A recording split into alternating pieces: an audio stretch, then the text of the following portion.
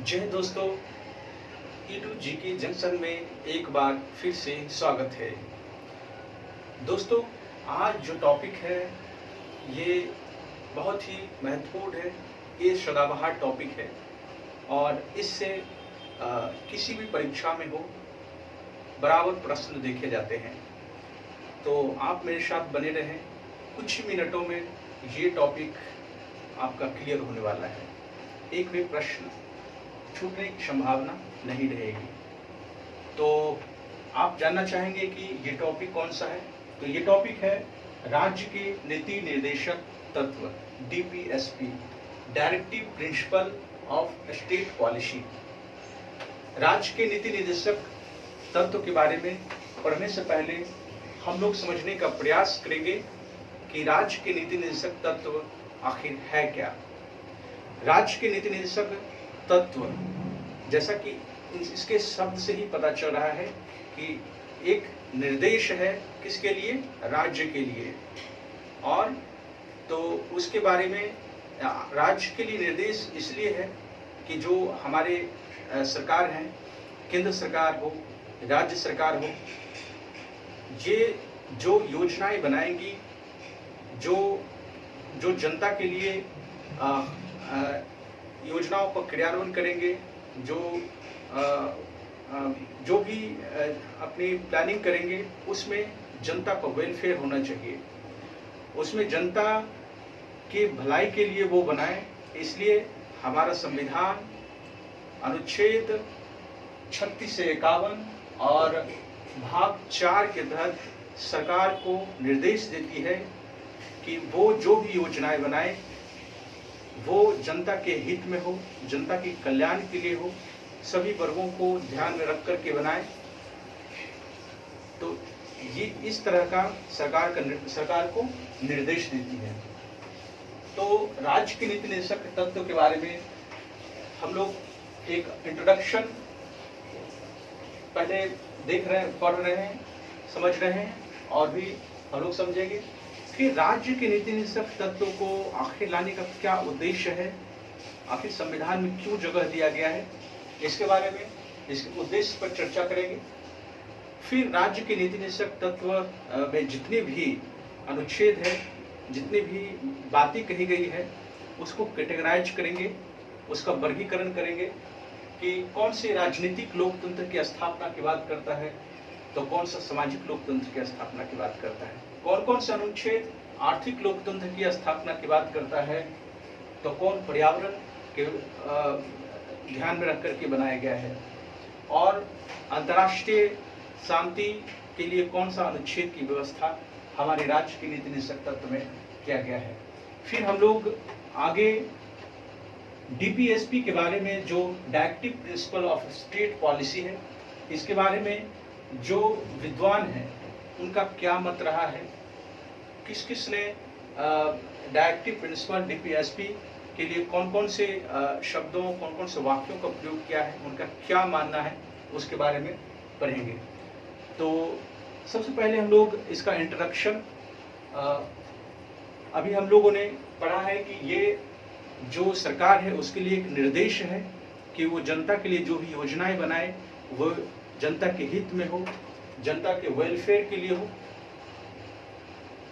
तो इसलिए हमारे संविधान के जो 22 भाग हैं उसके अनुच्छेद 36 से 51 और 22 भाग में भाग 4 और अनुच्छेद 36 से 51 में राज्य के नीति निर्देशक तत्व के बारे में उल्लेख किया गया है।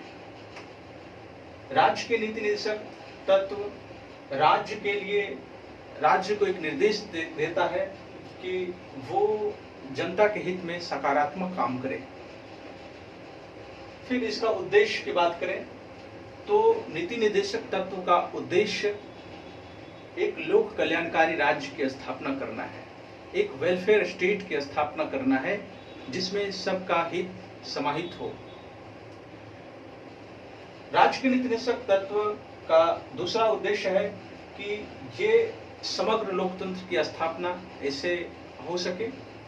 समग्र लोकतंत्र के अंतर्गत जैसे राजनीतिक लोकतंत्र की स्थापना हो, यानी हमारे देश की जो राजनीति है, हमारे देश के जो पॉलिटिकल सिस्टम है, इसमें नीचे से लेकर के यानी पंचायत स्तर से लेकर के राज्य स्तर से लेकर के केंद्र स्तर में हमारी जनता की क्या भागीदारी है उसके बारे में उसके बारे में बात कही गई है। फिर सामाजिक लोकतंत्र की स्थापना की बात की गई है, यानी हमारे समाज में अलग अलग तरह के लोग हैं, अलग अलग तरह के भाषाएं हैं, धर्म हैं, जाति है, समूह हैं, तो सभी के लिए एक वेलफेयर की बात हो, उसके लिए जो लोकतंत्र है उसके लिए काम करें। फिर आर्थिक लोकतंत्र की बात करेंगे कि जो हमारी आर्थिक व्यवस्था है उसमें आम जन लोगों की क्या भूमिका है, कैसे सभी को समान हक मिलना चाहिए। फिर राज्य के नीति निर्देशक तत्व का उद्देश्य उपयोगितावाद है। उपयोगितावाद मतलब कि अधिकतम सुविधा जितना हो सके, जितना राज्य के जितना देश के पास संसाधन है वो नागरिकों के बीच क्रियान्वित करने के काम करे, और इस तरह का क्रियान्वयन सरकार अपनी योजनाओं के माध्यम से करता है, जो अलग अलग योजनाओं के बारे में आगे हम चर्चा करेंगे। आगे है DPSP यानी directive principle of state policy के जो जितने भी अनुच्छेद है उसका वर्गीकरण कई आधार पर किया गया है। तो सबसे पहले राजनीतिक लोकतंत्र की स्थापना। राजनीतिक लोकतंत्र की स्थापना के लिए जो राज्य के नीति निर्देशक तत्व है उसमें कौन कौन सा अनुच्छेद का वर्णन है, तो जैसे अनुच्छेद 40 जो पंचायती राज की व्यवस्था करता है, अनुच्छेद 50 में है कि शक्तियों का पृथक्करण होगा। फिर आर्थिक लोकतंत्र, पर्यावरण संबंधी लोकतंत्र, अंतर्राष्ट्रीय शांति और सुरक्षा के लिए। और तो सबसे पहले है कि राजनीतिक लोकतंत्र। राजनीतिक लोकतंत्र के बारे में अनुच्छेद 40 में व्यवस्था किया गया है। अनुच्छेद 40 में कहा गया है कि पंचायती राज की व्यवस्था सरकार के द्वारा किया जाए।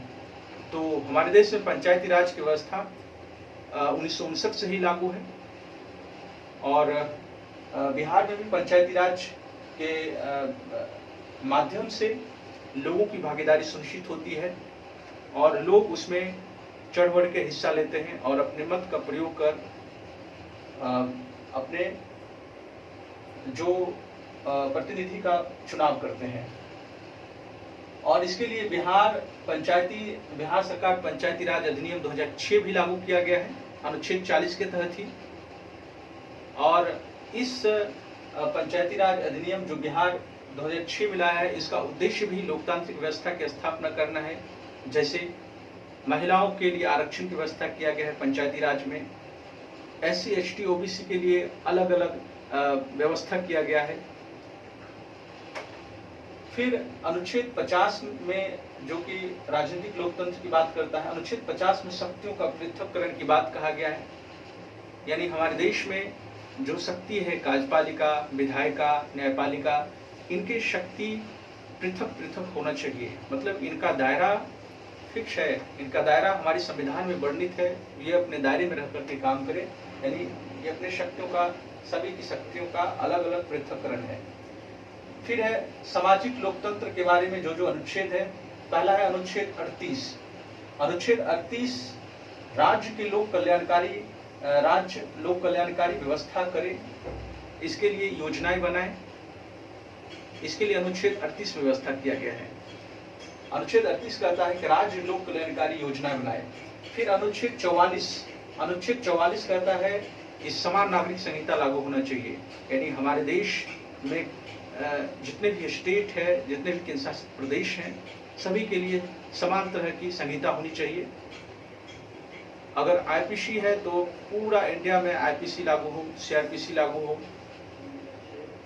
क्योंकि आज के दौर में भी यह देखा जा रहा है कि जो हिंदू लॉ है, मुस्लिम लॉ है, अलग अलग हैं।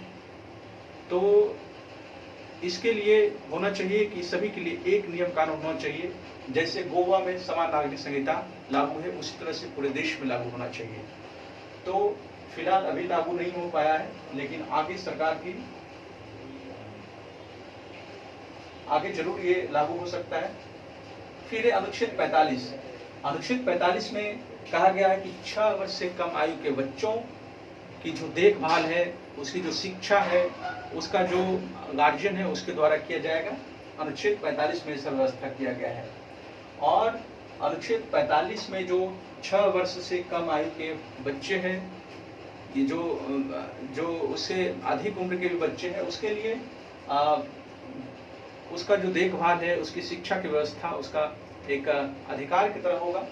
तो यही वजह है कि सरकार के द्वारा मुख्यमंत्री पोशाक योजना चलाया जा रहा है, मुख्यमंत्री साइकिल योजना चलाया जा रहा है, और इतना ही नहीं, मिड डे मील के द्वारा भोजन की व्यवस्था किया जा रहा है, ताकि बच्चे का समुचित विकास हो और आगे चलकर हमारे देश में अपना योगदान दे पाए, देश को आगे बढ़ाने में वो एक सशक्त नागरिक बन पाए। अगला है आर्थिक लोकतंत्र। आर्थिक लोकतंत्र में अनुच्छेद 39 के तहत है कि आर्थिक संकेंद्रण को रोकना, मतलब कि हमारे देश के जो नागरिक है सभी के पास इतना धन होना चाहिए कि जो जी पाए, रह पाए। ऐसा नहीं हो कि मतलब किसी के पास अत्यधिक धन हो। हालांकि अडानी, अंबानी, बड़े बड़े उद्योगपतियों के पास धन का संकेंद्रण है, और यही कारण है कि सरकार जिसके पास जितना धन है उसी के अनुपात में उसे कर भी वसूल करता है, ताकि जो टैक्स है उस टैक्स जमा करके फिर गरीबों में योजना के रूप में क्रियान्वित कर सके। फिर अनुच्छेद 41 में कहा गया है काम पाने का अधिकार। अनुच्छेद 41 में यह व्यवस्था कहा गया है कि भारत के कोई भी नागरिक है उसको काम पाने का अधिकार है, अर्थात रोजगार प्राप्त करने का अधिकार है। अनुच्छेद 42 में है कि कार्य हेतु मानवीय दशाएं, यानी कोई भी व्यक्ति अनुच्छेद 41 के तहत अगर काम प्राप्त कर लेता है तो वो काम मानवीय दशा में होना चाहिए। ये नहीं कि मतलब 24 घंटा काम करवाया जाए, गंदे कचरे में काम करवाया जाए। तो इसके लिए एक मानवीय दशा होना चाहिए, जो कि एक मानवोचित दशा हो, अनुच्छेद 42 कहता है। फिर अनुच्छेद 43 में है निर्वाह मजदूरी। अगर अनुच्छेद 41 के तहत आप काम रोजगार मिला है, अनुच्छेद 42 के तहत वो काम मानवीय दशा में होना चाहिए। और फिर अनुच्छेद 43 कहता है कि निर्वाह मजदूरी होना चाहिए, मतलब कि उसको मजदूरी जो भी मिलेगा वो इतना जरूर मिले कि उसका गुजारा हो सके, उसका जीवन निर्वाह संभव हो पाए। फिर अनुच्छेद 46 कहता है कमजोर वर्गों के लिए शैक्षिक आर्थिक पोषाहार सुधार। अनुच्छेद 46 में जो कहा गया है कि जो कमजोर वर्ग हैं, जो गरीब हैं, उसके लिए आर्थिक पोषाहार सुधार, उसके लिए सरकार व्यवस्था करेगी। यही कारण है कि जो गरीबी रेखा से नीचे के लोग हैं उसको सरकारी योजनाएं का लाभ मिल रहा है, उसको राशन मिलता है, उसको अलग अलग तरह की पोषण की सुविधा भी उपलब्ध कराया जाता है। और जमीनी स्तर पर मिले या न मिले वो अलग बात है। फिर अनुच्छेद 48 में कहा गया है कृषि और पशुपालन। अनुच्छेद 48 कहता है कि कृषि और पशुपालन की व्यवस्था हो, और कृषि और पशुपालन को जो अनुच्छेद 48 में कहा गया है, इसको ही क्रियान्वित कराने के लिए हरित क्रांति लाया गया। हर एक जिला में पशु अस्पताल की व्यवस्था किया गया है, जो समय समय पर संक्रामक रोग हो जो पशुओं को नुकसान पहुंचाता है। और भी बहुत सारे योजनाएं हैं जो कि पशुओं के लिए सरकार व्यवस्था करती है, लेकिन धरातल पे कितना लागू हो पाता है इस पे चर्चा हम नहीं करेंगे। फिर आगे है पर्यावरण संबंधी जो नीति निदेशक तत्व में दिया गया है। अनुच्छेद 47 में कहा गया है कि मद्य निषेध, लोक स्वास्थ्य में सुधार। अनुच्छेद 47 के तहत सरकार अपनी जनता के लिए जो मद्य निषेध, यानी मतलब कि जो नशीले पदार्थ है उसका निषेध करेगी, उस पर रोक लगाएगी। और लोक स्वास्थ्य यानी पब्लिक में जो हेल्थ है, जो स्वास्थ्य है, उसको बढ़ावा देंगे। उसके लिए अस्पताल की व्यवस्था कर रहे हैं। उसके लिए सरकार अलग अलग योजनाएं स्कीम चला रहे हैं। मद्य निषेध अनुच्छेद 47 के तहत ही मद्य निषेध किया गया है। आप देख सकते हैं कि बिहार में शराबबंदी किया गया है। शराबबंदी भी एक नीति निर्देशक तत्व के दायरे में ही किया गया है अनुच्छेद 47 के तहत। फिर अनुच्छेद 48 का क में पर्यावरण और पारिस्थितिकी के बारे में, पर्यावरण और पारिस्थितिकी के बारे में के संरक्षण की बात की गई है। अनुच्छेद 48 का क में पर्यावरण और पारिस्थितिकी के संरक्षण की बात की गई है, अर्थात सरकार पर्यावरण के संरक्षण के लिए, हमारे इकोसिस्टम के व्यवस्था करने के लिए, उसको सुरक्षित रखने के लिए योजनाएं बनाएंगी। यही कारण है कि बिहार में 7 निश्चय योजना हो या हरियाली योजना हो, ये सारे चलाए जा रहे हैं।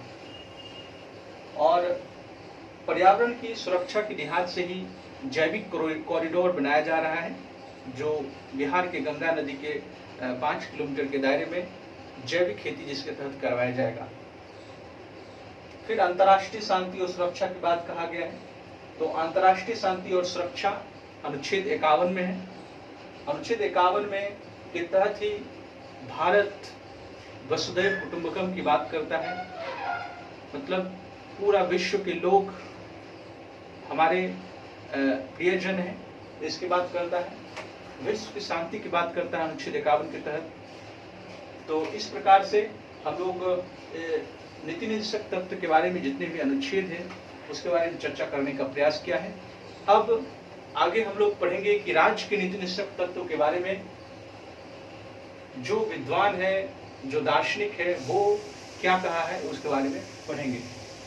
तो सबसे पहले भीमराव अंबेडकर ने डीपीएसपी के बारे में कहा है कि डीपीएसपी आर्थिक लोकतंत्र की स्थापना का साधन है। डीपीएसपी ने राज्य के नीति निर्देशक तत्व राज्य की लोकतांत्रिक स्थापना का साधन है। ये कथन डॉक्टर भीमराव अंबेडकर का है।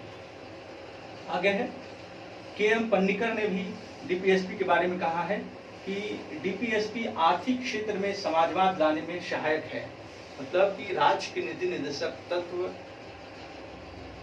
आर्थिक क्षेत्र में समाजवाद लाने का एक साधन है। यह किसने कहा है? के.एम. पन्नीकर ने कहा है। फिर ग्रेडविल ऑस्टिन ने कहा है कि डीपीएसपी संविधान की मूल आत्मा है। डीपीएसपी संविधान की मूल आत्मा है तथा सामाजिक क्रांति का साधन भी है। यह कथन किसका है? ग्रेडविल ऑस्टिन का है। और आगे है के.टी. शाह। के.टी. शाह ने भी कहा है कि डीपीएसपी एक ऐसा चेक है जो राज्य की सुविधा के अनुसार अदा किया जाएगा, मतलब कि डीपीएसपी एक ऐसा चेक है जो राज्य की सुविधा के अनुसार अदा किया जाएगा, अर्थात सरकार के पास जैसे जैसे संसाधन आएंगे, जैसे जैसे विकसित सरकार हमारे देश होंगे, उसी अनुपात में सरकार योजनाओं, वेलफेयर जो स्कीम है, योजना है, वो हमारे जनता के बीच लाएंगे।